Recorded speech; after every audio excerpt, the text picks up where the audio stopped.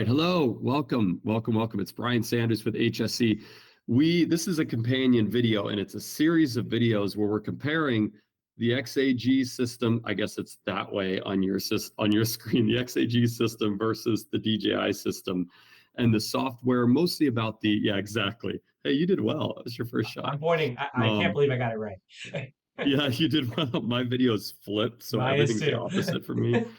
Anyway, this particular video of the series goes along with our comparison video that's already on, where we went through the actual differences between the XAG P100 Pro and DJI's T40. Now that goes along, so check that video if you haven't already, check that video out. And that's all about the actual operating, the flying, the efficiencies, the productivity of the actual hardware itself. Now these video series are all about the usability. So how do you program fields and flight plans? What about your spraying parameters? What changes can you make to those things, the user interface, etc.? So this first one that you're watching now is all about field planning and the ways that you create fields and boundaries and obstacles and no spray zones. And yeah, we're going to jump right in. Cool. Which one are you going to show us first? We're going to start with the DJI system. This is the DJI Agris software. This is used with the T40 drone. You can see I have the remote right here, the remote that everybody knows and loves. And I'm already logged into our app here. Creating fields in this software is really straightforward, and we'll go over here to our little park behind our shop. And to add a point is very straightforward. You can see actually on the right-hand side, it gives us an option. If I select it, a couple options to add points. We can add points using our satellite map or our crosshair. We can add points with the remote controller. We can also use the drone to add points. Then we have the type of points that we're adding, which are boundary points, obstacle points, round obstacle points, and also non-spraying areas. And you're going to see a lot of similarities between DJI and XAG in this case, because really the flight planning portions, the basics, the core fundamentals of them are actually quite similar. Now, for demonstration, I'm going to make kind of an unusually shaped field. And I just want to add a couple things, folks. Obviously, we're doing this from our offices. That's why we're building a field in the middle of a business park, because there's certain things we had to have the aircraft connected and have GPS connectivity and be in service and have all of the technology to be able to do the screen sharing and have us sitting here and talking to you. So look, I know that's not a real field, but you're going to get the gist of it anyway. Right. So all right, Simon. I'm creating kind of an exaggerated field here. It's an L-shaped field, which is something we encounter quite often. And you'll see when we go over to XAG why this is important. But you can see setting points on a satellite map is really straightforward. One thing that I will mention about the DJI system is the field planning and the operations page are kind of one and the same. So you can see right now the drone's just sitting outside in a parking lot. It's giving us all kinds of errors. It's not happy that the tank's not full, and it's saying there's obstacles around it. It's showing there's an obstacle in front of it, which is the other drone. And it's really cluttered. So when we're creating fields, this is a lot of information that we don't need to know. We're not flying the drone right now. We're just creating the field. So I do wish there was a way to kind of make this a little bit easier to see and give me more room on my display, because you can see the area that I can actually set points is really small. So even though this is a big screen on my controller, I can only use about half of it to actually create fields because of these errors. And I can close them out, but they keep coming back in this case. So I do have the drone on. If we turned it off, that would go away, but it does limit us in some ways. But understood. We can see here I've created our field. We can add obstacles as well. Again, this is something I'm sure a lot of people may have already seen, but we can create what we call polygonal obstacles, which are multiple points like so. We can also create like a round obstacle, for example, a small tree or a pole. One thing I do like about DJI is, zoom in real close here, if we tap on the outside dot, we can expand this to basically any size we want. There doesn't seem to be a size limitation to round obstacles, which I really appreciate. And of course, we do also have non-spraying zones. So this are going to be useful for things like waterways in your field, or for example, if you're crossing a path in the field that you don't want to spray, it can actually fly Hmm. over it but not spray, which saves a lot of time compared to creating two separate fields. You can fly right over it. And we found that this Great. works extremely well for this kind of operation. Now I can think about, when it comes to, some of those different aspects, like the radius of an obstacle. I like that, depending, especially I can think about in vegetation management applications where there might be, I can think about oil and gas where there's tanks or water towers or larger structures. It'd be nice to be able to drop that obstacle and then be able to expand it to, any 100%. degree that you need to on DJI. Another thing that I like about this, and Simon, you'll have to show us on the XAG side if it's different. I like that the pointer, the crosshair stays in the place, and then you just move the map around. It gives you a lot of precision versus sometimes in apps, your finger is an actual crosshair. And of course, the surface area of our finger is large. It doesn't allow you to be very precise. Now, from what you've done so far, Simon, are there any challenges that you think people would run into with say that you're in a field where you don't have this really beautiful, high res and current, more importantly, current Google Maps overlay or Google Earth's overlay? What challenges would you see right now with the DJI system? Well, the other option would be to add your points using the remote controller itself and physically like Yeah. walk or drive the boundaries of the field. You could fly the drone along the boundary of the field, although, we've discussed this in previous. It's not my favorite option because you're Yeah. risking an expensive aircraft to set your points along a difficult boundary potentially. So Right. it's Right. our least favorite method. But Yeah. there's also options to import field data from third-party systems. So this controller does support importing shape files, Good. but there's some limitations. So you can only import shape files. So it doesn't support any other type of file like KML or KMZ files. Okay. Um, Only shape files. Only Got it. shape files, which is the most Okay. common. So that's not really a Yeah. big deal. To import shape files into the remote, it does require you to connect a physical like USB drive or the SD card with the file loaded on, which is great. It's Okay. easy, it's simple. You transfer it from a computer onto a drive and plug it in, and it makes it really easy to transfer that information over.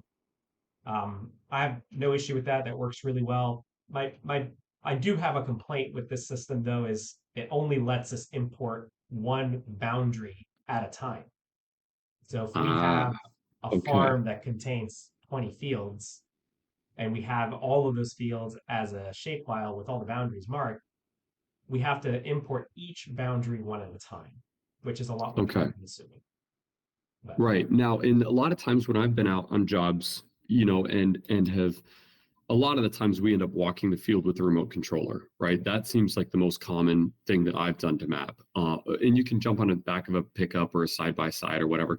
We'll usually hold the remote controller out the window while yeah, someone else drives the truck. Now, when I'm out mapping, those boundaries on the DJI, can I mark boundaries and obstacles at the same time? Or do I have to do the boundary first and then come back and do my obstacles? that's a good question. So uh, when you set your boundary on the DJI system, it does have to be set in essentially a clockwise or counterclockwise order. If you saw when I Okay. was setting these points, it was setting a line between the points. Right. So that means if you're using the remote or the drone to mark your points, which means you physically have to walk the boundary, you Yep. have to do it in order. And that actually presents Mm, some big problems in some cases. What if you have a big ditch in your field that you plan to fly over? Well, to mark it with the RC, you have to actually walk over that as well. So you right. have to mark all these points in order, which can be pretty tricky in some situations. There could be inaccessible areas that you can't get to. And I think you'd also then have to think about, like in this example, I would do the boundary. I probably start at that green dot right now that's just to the top right of your cursor. Right. and then I'd go to the right and then down and then up and then end, but then I'd have to go back and do those obstacles. Correct. Okay, I understand. All right, cool. So yeah, Okay. that is definitely a limitation. This is a very simple system, and you'll see when we get to XAG, it actually has the same option, but they've since integrated a new option that allows you to basically connect the dots after you set them, which we'll cover a little bit later. Okay. So All right, cool. Now, what if I drop one of my pins in the wrong spot? How do I undo it on here? well, it's kind of a hidden function on DJI to remove a point. For example, this green dot that I set here, if you Yeah, double tap it, it disappears. So pretty got it. easy, but sometimes Okay. you may move something by accident and want to move it back to the spot it was. For example, I tap on this one and shift it over.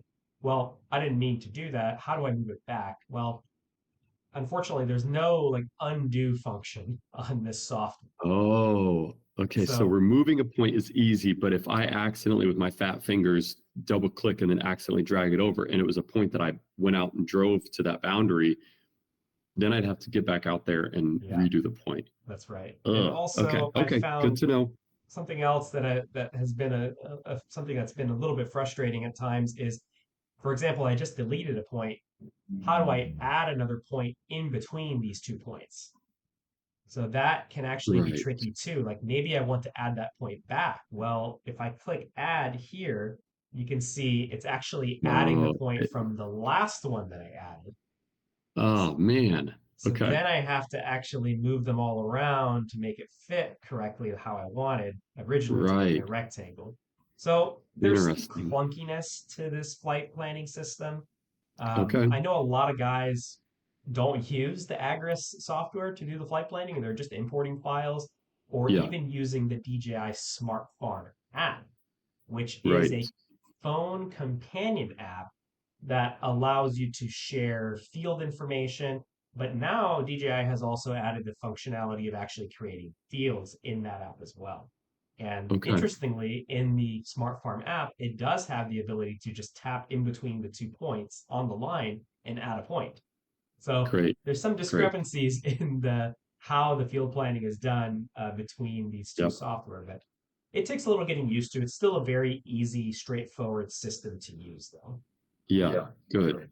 All right. Well, I think at this point, let's pause on field creation. Now let's do the same field over on the XAG side. And then after that, Simon, I want to come back and talk some more about the general differences between the user interfaces for Of people course. watching. Of All right, course. cool. So we're over here on the left side on XAG now as Yeah.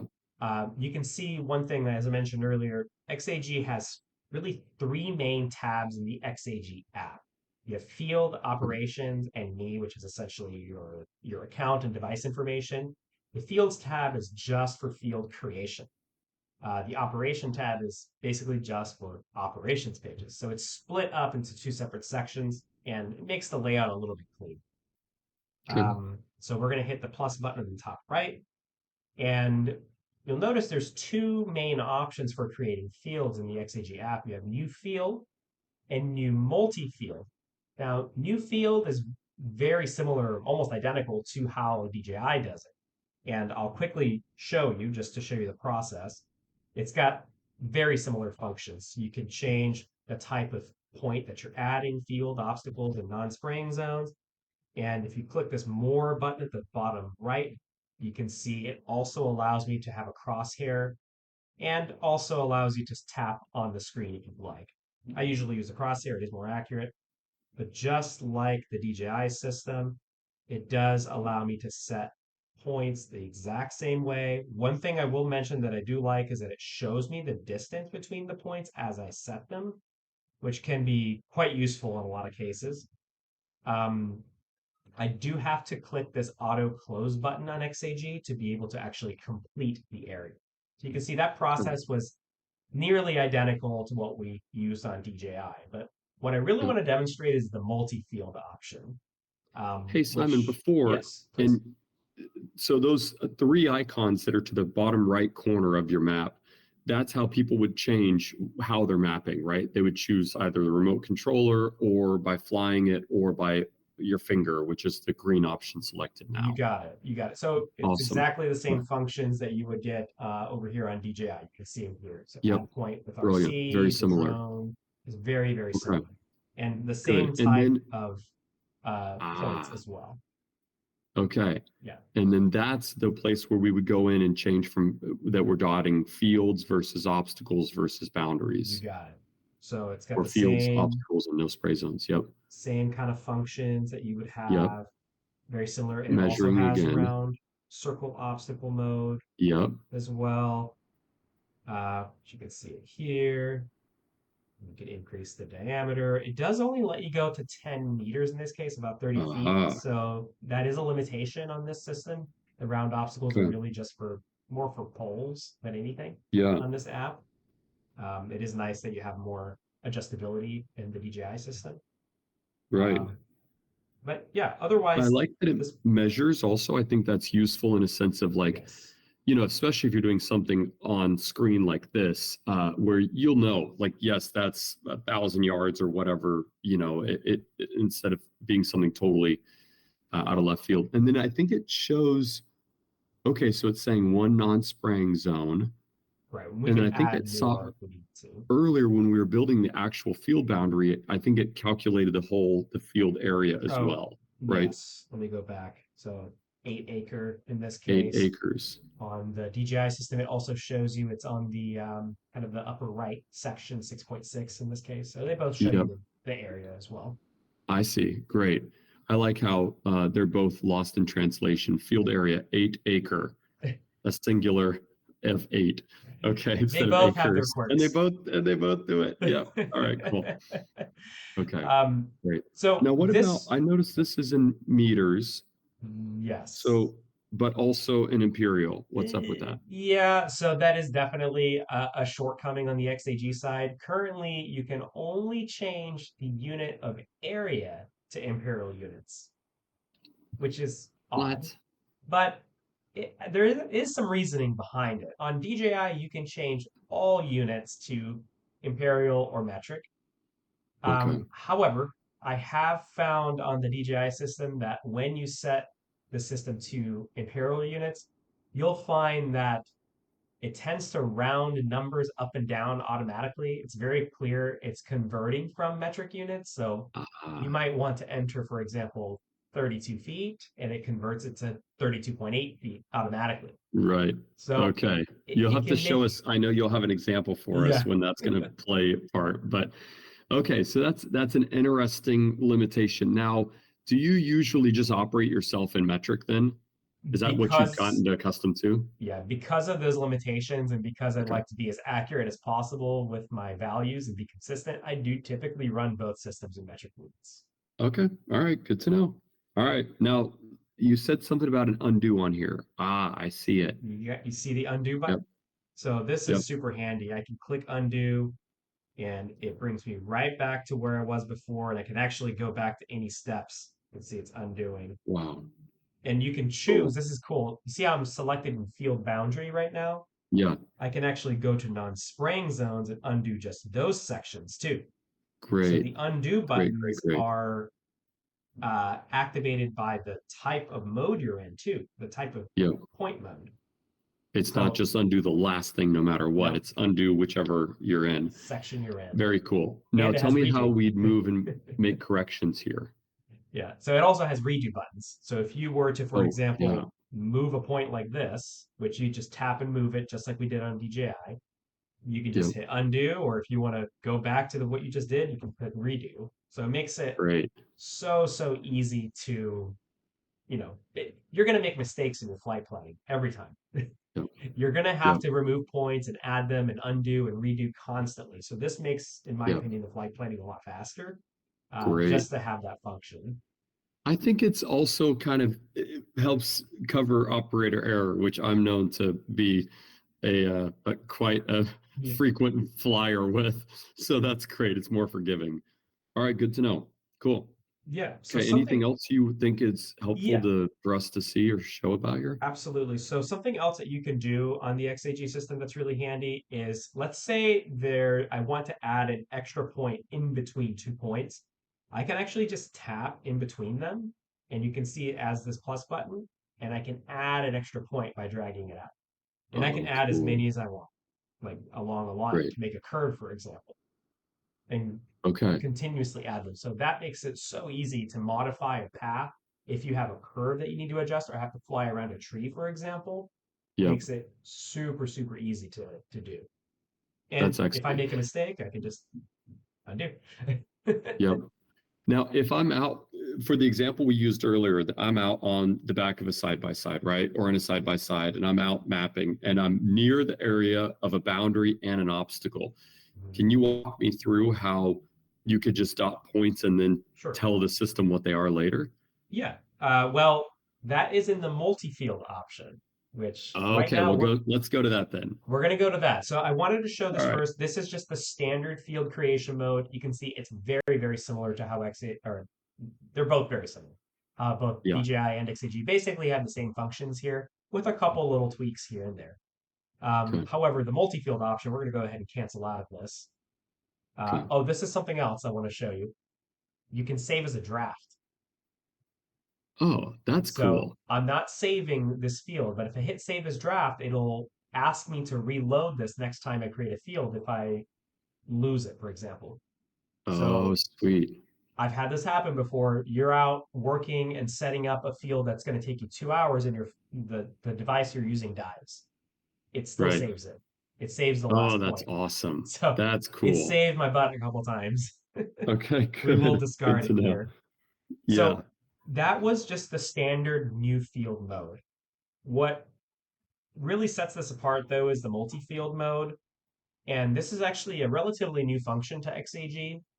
And I've selected new multi-field, and you can see it looks very similar to the previous mode, but I have these additional options at the bottom: flexible, continuous, and connection.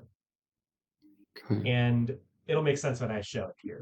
But in this mode, when I set points, it's only setting a point. It still shows me my distance, but notice there's no line between them. Right. I can actually set points in a completely arbitrary order in this case. You can see I'm going left to right and over here if I want to, and up here. Y'all, he's crazy. He's And I lost have his all these mind. points all over, right? Right. Well, now this is a perfect example of being able to map out of order, right? So if you're using your remote to set your points, you can set them in any order you want. That's the What? first advantage. The second advantage of this is I go back and connect these dots after the fact. And there's some really cool Okay. things you can do.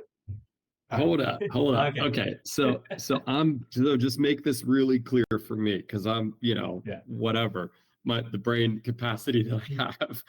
Um, so I'm out on a side by side and I've got my remote controller, right? Yeah. And I have my tablet, my phone, whatever I'm using, which we're going to talk about the differences in a bit too. So then I'm at the end of my field and I've got I don't know, I've got a pivot, for example, right? Mhm. So then been I've been dotting, I'll say dotting or dropping my pins on my field boundary all the way to the end.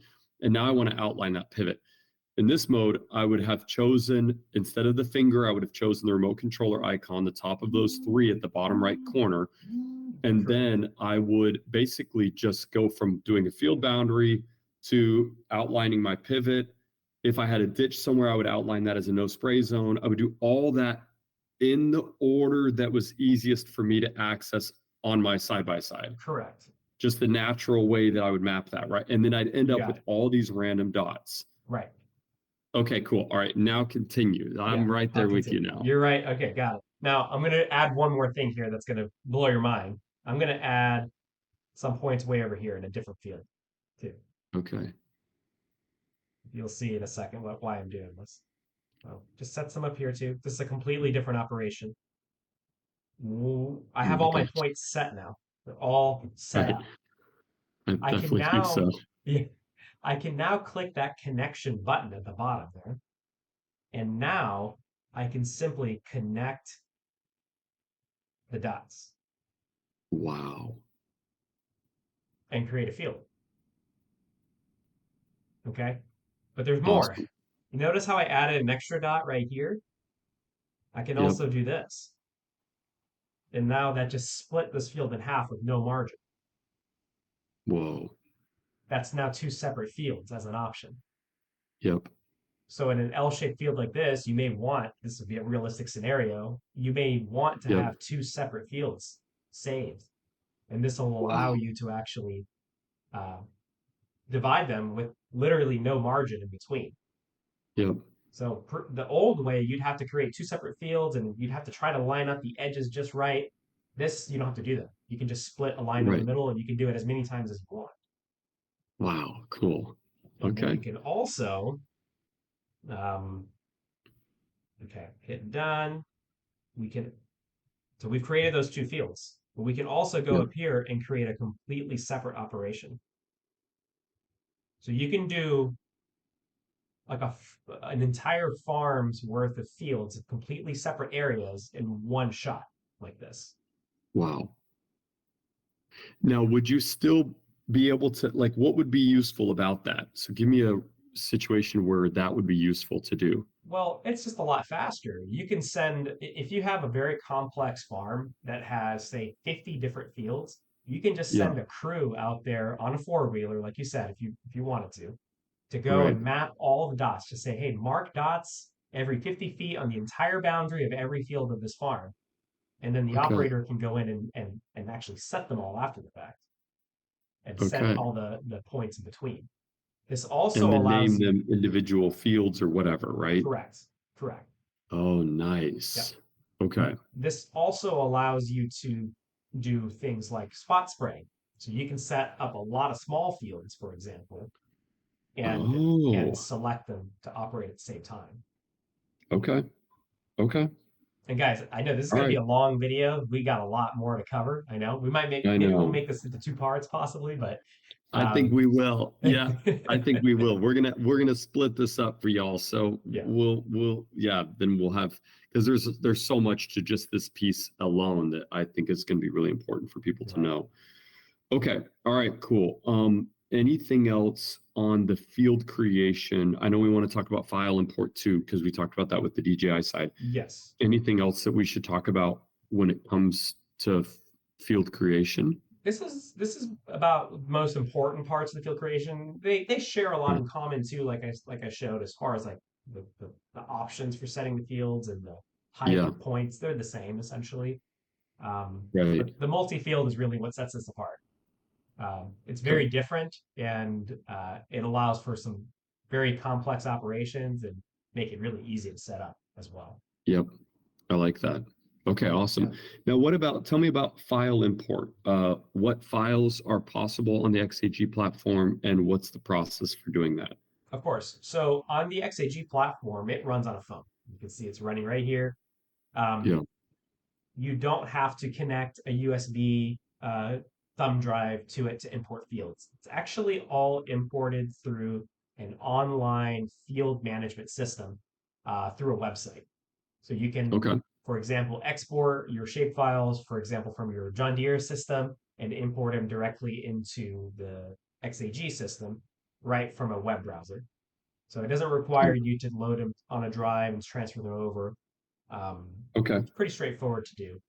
The biggest Yeah. thing that I would say that is a big differentiating factor is you can import as many boundaries in a shapefile as you want on XAG, like thousands Ah, at a time if you wanted to.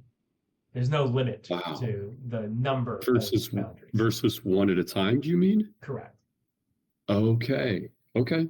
All right. So that's going to be important, I think, especially for custom applicators, right? Folks that are doing a lot of fields that already have the data out there. They can just like mass import. That's right. Okay. All right. And then file format, did you say that? I might not have been paying attention. It accepts shapefiles. It also accepts KML and KMZ files. Okay. Okay, cool. All right, good. Okay, well, we're going to wrap up this part of what's now a video series, Yes. and then we'll come over to the next part, which will be, we're going to go through the general differences between these interfaces and the software and the usability of them. So that will be in the next video of this series. Okay. All right. Thanks for checking out the part here about the flight planning, field planning, version of all of these comparisons between the wonderful XAG and the awesome, epic, well-loved DJI systems. All right. Thanks for watching. Check out the next ones. See you next time.